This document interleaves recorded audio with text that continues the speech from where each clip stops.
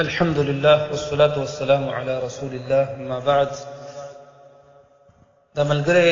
ګیلمن دی د دې بعضو مقلدینو نه چې موږ وایي تنګی په دې خبره باندې چې موږ په خپل کمره کې رفع الیدین کوو مانځه کې، نو یا ورته نه پرېږدي او یا راته تکلیف راکوي. دا هغه زمانه ضروره چې رسول الله صلی الله علیه و وسلم د دې باره کې فرمایلي دي چې زما په سنتو باندې عمل کول په دې زمانه کې تمسک د سنت رسول الله صلی الله علیه وسلم داسې دی لکه قابض جمرتین. د الله په دین باندې عمل کوونکی داسې دی لکه یو سړی په خپل لاس کې سکروټه ونیسي. د الله نبي ویلي دي که نه چې د 100 شهیدانو اجر به هغه انسان ته چې هغه په دې زمانه کې زما په سنتو باندې عمل وکړي، سنت را ژوندي کړي. د لاسونه چې د غسل کې که نه غس رفع الیدین ورته مه پرېږدئ. دا د رسول الله صلی الله علیه وسلم پاخه سنت دی. یو حدیث داسې څوک نشي موږ ته ښودلی، یو حدیث چې هغه صحیح حدیث وي او حسن روایت وي. یو خو موضوعي او ضعیف روایتونه دي، هغه نه صحیح روایت او حسن روایت چې په هغې کې د رسول الله صلی الله علیه وسلم نه دا خبره ثابته وي چې رسول الله رفع الیدین پرېښوستي دي. په ټوله زندګۍ کې رسول الله رفع الیدین نه دي پرېښوستي، کړي دي. اول نه تر اخره پورې په دې باندې د ټولو صحابو د کثیرو د ډېرو صحابو نه چې کوم دی نقل دی په احادیثو په کتبو د احادیثو کې. د دې د وجې نه رفع الیدین کول دا ضروري دي په دې زمانه کې. د دې د وجې نه چې د دې احادیث امام بخاري رحمه الله، امام مسلم رحمه الله را نقل کړي دي چې دا اصح الکتب دی بعد کتاب الله. د الله د کتاب نه وروسته صحیح کتابونه هغه بخاري او مسلم دي. نو په هغې کې د دې احادیث موجود دي. بلکې امام بخاري رحمه الله جزء رفع الیدین په دې باندې لیکلی دی، مستقل یو کتاب یې لیکلی دی په رفع الیدینو باندې. بله دا ده چې د رسول الله صلی الله علیه وسلم نه ترک د رفع الیدینو سره ثابت نه دي. هیڅ صحیح سند سره د رسول الله صلی الله علیه وسلم نه ترک ثابت نه دي، بلکې په حسن روایت کې هم چې کوم دی نشته دی. ها چې کوم روایتونه دي نو هغه ضعیف دي او موضوعي روایتونه دي، معلول دي، د ځان نه جوړ کړي شوي روایتونه دي. دریم د دې د وجې نه رفع الیدین کول لازمي دي چې د یو صحابي نه ترک د رفع الیدینو ثابت نه دی په صحیح سند سره. ټولو صحابو نه ثابت دي چې رفع الیدین به یې کول. څلورم، رفع الیدین د دې د وجې نه لازمي دي او ضرور دي چې د دې احادیث متواتر دي. لکه په دې باندې خپله د احناف علماو قول کړی دی په ډېرو کتابونو کې. که هغه حوالې موږ پېښ کوو نو وخت سړي نه اخلي. یوه حواله د درس ترمذي کې چې کوم دی تقي عثماني خپله ویل دی چې احادیث د رفع الیدین متواتر هم دي او ډېر هم دي او مضبوط او قوي هم دي په مقابل د عدم رفع الیدینو کې. پنځم، د دې د وجې نه چې کوم دی رفع الیدین کول ثابت پکار دي چې دا د بېشمار صحابو نه ثابت دي په صحیح سند سره چې کوم دی د ډېرو صحابو نه دا ثابت دي. د دې د وجې نه رفع الیدین کول دا لازمي دي. شپږم، د دې د وجې نه چې عبدالله بن عمر رضی الله تعالی عنه به رفع الیدین نه کوونکو باندې کاڼي ورغورځول. په کنکرینو وړو وړو کاڼو باندې ویشته چې رفع الیدین ولې نه کړي، پکار ده چې دا وکړي ته. او د دې مقابله کې په کوونکو باندې هېڅ یو نکیر د صحابو نه ثابت نه دی. اووم، د دې د وجې نه رفع الیدین لازمي دي چې متعدد علماو د اهل سنت والجماعه هغې چې کوم دی په دې باندې کتابونه لیکلي دي. چې کوم صحیح علما دي هغې په دې باندې کتابونه لیکلي چې رفع الیدین د رسول الله نه ثابت دي. او دارنګې بل د دې د وجې نه رفع الیدین کول پکار دي چې ډېرو علماو رفع الیدین د مونځ زینت ګرځولی دی چې په مانځه کې رفع الیدین دا ښایست دی دپاره د مونځ. او نه هم د دې د وجې نه رفع الیدین کول پکار دي چې یو ځل د لاس اوچت کړه نو په لاس کې 15 ګوتې که نه او بلکې 15 ګوتې، نو په دې یو یو ګوته باندې تا ته چې کوم دی الله رب العالمین یوه نیکي درکوي او یوه درجه ستا اوچتوي. لکه دا صحیح حدیث دی د عقبه بن عامر رضی الله تعالی عنه نه امام طبراني رحمه الله په خپل معجم الکبیر کې دا روایت را نقل کړی دی. نو احادیث د رسول الله صلی الله علیه وسلم په رفع الیدینو کې چې کوم دی ډېر زیات دي. نو د دې د وجې نه چې کوم دی رفع الیدین دا پرېښودل نه دي پکار، دا کول پکار دي. رفع الیدینو ذکر به موږ ځکه نه کوو چې دا ډېر زیات دی، په هر وخت کې کېږي، همیشه کېږي په احادیثو کې. په مناظرې په دې باندې شوي دي الحمدلله چې ډېر خلک په هغې باندې بیا اهل حدیث شوي دي د وجې د دې چې رفع الیدین باندې مناظره شوې ده او هغه خلکو ګټل ده چې چا رفع الیدین ثابتول.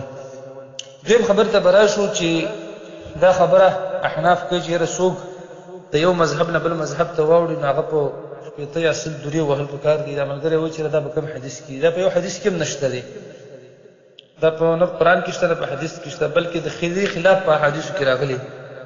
دا مذاهب چې دي کنه دا 400 کال وروسته رسول الله صلی الله علیه وسلم 4 قرن وروسته د رسول الله دا جوړ شوی دی لکه دا تفسیر ابن قیم رحمه الله په خپل کتاب کې کړی د اعلام الموقعین کې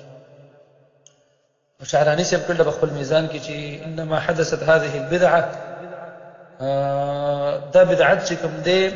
پیدا شوی دی په قرن الرابع په څلورم قرن کې المذمومه على لسانه عليه الصلاه والسلام او دا زمانه چې رسول الله صلی الله علیه وسلم په جواب باندې دغه وخت زم ذکر شوی چې څومره یو شل کړي بیا به دروغ خارج شي د دروغ په زمانه کې تقلید جوړ شوی دی نو د وجنه د دې لپاره چې کوم دی دا خبره کوي چې یو مذهب نه بل مذهب ته وختل دا به اصول درول کې دا خبره خطا ده بلکې اصل خبره دا ده چې سړي مذهب پرې خوسته نه هغه به وجلې شي دا مرتد ویل کیږي ولی مذهب یو اسلام دی بل يهودیت دی بل چې کوم دی نصرانیت دی بل مجوسیت دی صحیح ده او بل هندوتوب دی دا مذاهب دي په دې مذهبونو کې کته يهودیت پرې خوسله مسلمان شولي یا د نصرانیت پرې خوسله مسلمان شولي یا د هندویت پرې خوسله مسلمان شولي یا د مجوسیت پرې خوسله مسلمان شولي نو جنت به الله رب العالمین درکړي دوه اجر به الله درکړي او که اسلام دې پرې خوسله بل شي نه جوړ نو بیا به کوم توجه شي دوری وال نشته دي او اما دا مذاهب چې کوم فقهي مذاهب دي حنفیت پرې خوسله شافعیت ته شافعي پرې خوسله دا فرض دي دا لازم دي دا قرآن او حدیث کې باندې دي حکم مونږ ته الله رب العالمین کړی دا فرض دی چې یو سړي قول د قرآن او سنت مطابق نه هغه له پرېږده او راشه چې کوم دی د هغه سړي قول واخله چې کوم د قرآن او سنت موافق دی شل خبرو کې چې کوم دی امام ابو حنیفه رحمۃ اللہ علیه خبره تقریبا 15% حق دي او نور ټول چې کوم دی باطلي د صریح قرآن او صریح حدیث مخالفي د دې د وجه د هغه مقلدین ټق شوي چې دا خبره توګي او غوسه کېږي په دې باندې نو ولی ځکه چې دا غو په لګي تعصب پروت دی یوازې د احناف نه دی دا تعصب د شوافیع په لګي کې د حنابلو د مالکیو زه دا غو یو څو اقوال به پیش کوم خو اسباب د تعصب زاول له مشرع د اسباب التعصب د سوج نه د تعصب د وجه سوج نه پیدا شوی دی علماء دا خبر لیکل لکه خصوصا ابن تیمیه رحمه الله یو چې کوم دی د تعصب د دې د وجه نه چې عدم الاعتصام بجماعت المسلمین د مسلمانانو جماعت نه ځان ایستلې دي ټول خلک وایي مسلمانان نه ښکاري بلکې صرف یو حنفي مذهب یا یو شافعي مذهب ولا دا د مسلمان ښکاري شافعیان د خپل شافعي مسلمان ښکاري او حنفیان د خپل حنفي مسلمان ښکاري بل شلو د مسلمان نه ښکاري نو د دې د وجه نه چې د جماعت المسلمین سره یو ځای نه دي چې کوم جماعت دا برای نام جماعت نه یادوم چې کوم دی وخت موجود دی نه جماعت المسلمین جمهور مسلمانان یادوم د سعودي او پاکستان او د هندوستان او د آذربایجان څومره مسلمانان دي عام چې هغه د قرآن او سنت متحملین دي او په دې باندې عمل کوونکي دي هغه د مراد د هغه جماعت پر خوسته د یو ټولګي په روان دي ورکی غوندي هغه لپاره تعصب کوي هغه به دا خبره کوي چې لکه زموږ جماعت نه وختلی نو به شپته دوری وو دا د فقه په کتابونو کې دا خبره ذکر ده هغه په فتوا کې ذکر ده دا خبره دون قرآن الكريم کې الله رب العالمین د سوي د جوعه اسمه بحبل الله جميعا الله رب العالمین رسي ونسي او رسي څه شي د الله هغه رسول الله صلی الله علیه وسلم دغه وضاحت کړی چې درکته فی المنبرین دوه کارونه د قرآن او سنت دا ونیسي چې دا چې قول دې مناسب دي قرآن او سنت موافق نه هغه چې کوم د منګر اخلي دویم د دې د وجنه چې کوم دې دیو دا خبرې کوي د تعصب دی وجنه کوي او دا وایي چې دوری باندې به وهو الاعراض عن الوحي وعدم الانتفاع بنصوص الكتاب والسنه دیو چې کوم دې اعراض کړی دی د وحي نه او دارنګي فائدہ نه اخلي د قرآن او د سنت نه قرآن او سنت پر خوسته دي هدايت به منډي وي او شوافی خپل فقه به منډي وي حنابلة خپل فقه به منډي وي صحیح قرآن او صحیح حدیث چې کوم دې پر خوسته دي او دا غینه استعانت او مدد دا غینه نه اخلي بلکې دا غي په مقابله کې د اقوال الرجال او دارنګي چې کوم دې د آراء الرجال دا غینه چې کوم دې مدد غسته دي د خپل امامانو او د خپل مولانو د اقوال په روان د قرآن او سنت پر خوسته ابن تیمیه سے بیل دی دا د سیدی لکه څنګه چې سړی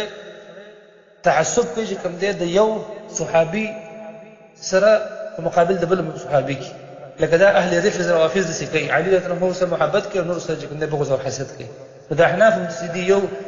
د مقلدین د سیدی یو امام سره محبت کوي فرض کې امام ابو حنیفه سره محبت کوي د نور سره تعصب ساتي د دوه یو شان دي نه ځان ساتل پکار دي دریم د دې د وجه تعصب د دې کې راغلی دی چې الانتصار للمذهب بالاحاديث الضعيفه والموضوعه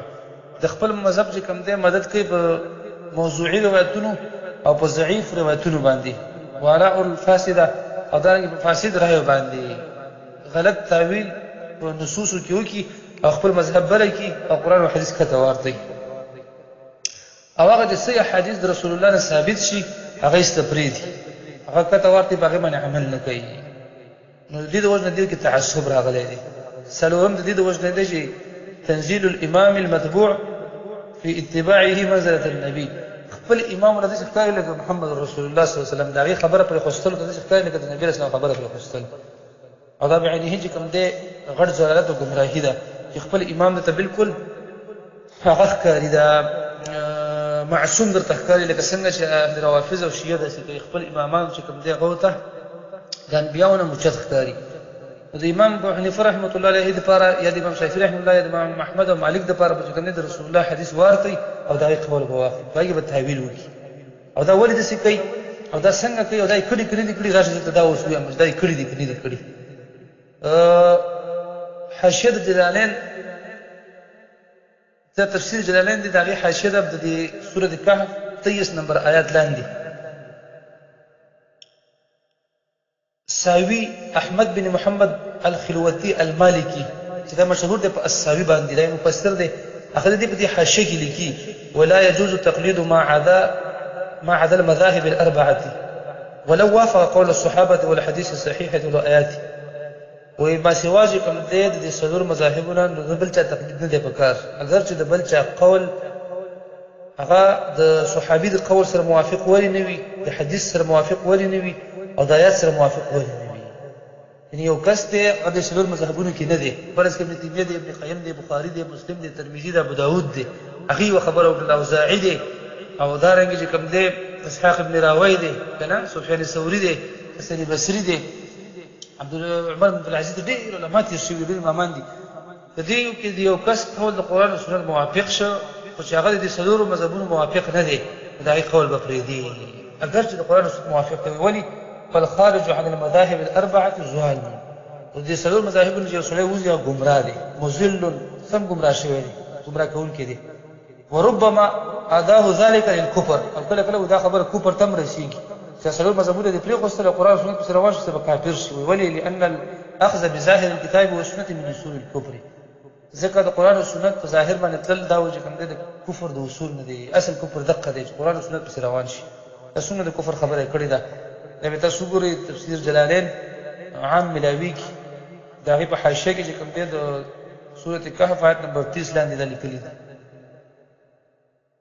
دارنګ ابن النجيم په بحر الرائق کې کوم دی د ابو حفص السفردري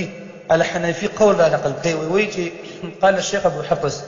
في فوائد خپل فوائد کې کوم دی ابو حفص ویلي دي حنفي دي چې لا ينبغي للحنفي ان يزوج بنته من رجل شافعي المذهب مناسب دی چې کوم دی یو حنفي مذهبي ته چې هغه خپل لور چې کوم دی شافعي مذهبي ته ورکی وهكذا قال بعض مشايخنا بعض مشايخهم دا خبره کړله ولكن يزوج بنته د شافعي لور کوله چې شافعي ته بلور نه ورکي او به بزازي کې وسره دا خبره زیاتی کړل چې تنزيلا لهم منزله اهل الكتاب دا د دې کې اهل کتاب کله دې دې کې يهودين یا نصارا وګوره نعوذ بالله شافعين د کوم يهود او نصارا او دا ټول بلور کې او هغه بلور نه ورکي قران کې الله متداول دي چې اهل کتاب سره تاسو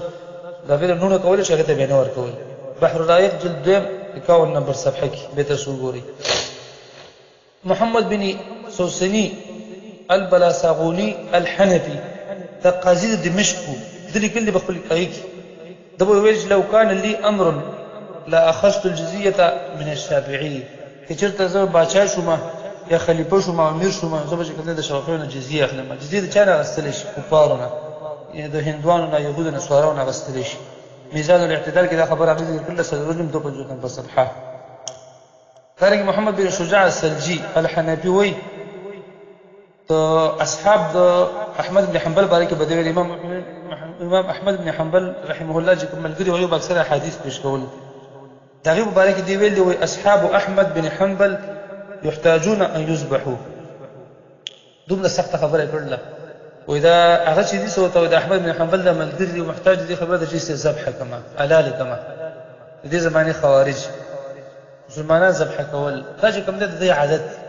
نو دې چې کوم دې ته دغه وی چې را شپته دوری وهل خای خلا پرې دغه نه سخت خبرې دا کړې چې لور بنور کې لور بتی کې وجل پکار دي د خلکو جلجبه مقررول پکار دي او دې چې کوم د اسلام نه خارج او کافر دي په اصول د کفر باندې عمل کړي چې قران او سنت کې روان دي نو زما خو ضروره کته دي خلکو تنکړې دا د دې زمانه نه د دې په خاص زمانه د خبره روانه ده نو دې وجنه مستقیم په خپل دل باندې چې قران او سنت ته باغې مضبوط اوسېږي چې کوم ځای کې د قران او سنت متحملین نه يعني خلق چاغو خلق نسبت د اهل الحديث کوي یا نسبت د غیر مقلدین کې دغه خلق ان شاء الله حق دی الله بفضل احسان سره په دغه باندې عمل کوو الله به جنتون ته ورسي او دا تقلیدونه مقلدونه او دا رنګ چې کوم دې خبرو په زمه دغه پر خپل پکار دي او د صحیح قران او سنت په تل پکار دي په هغه باندې عمل کول پکار دي صلی الله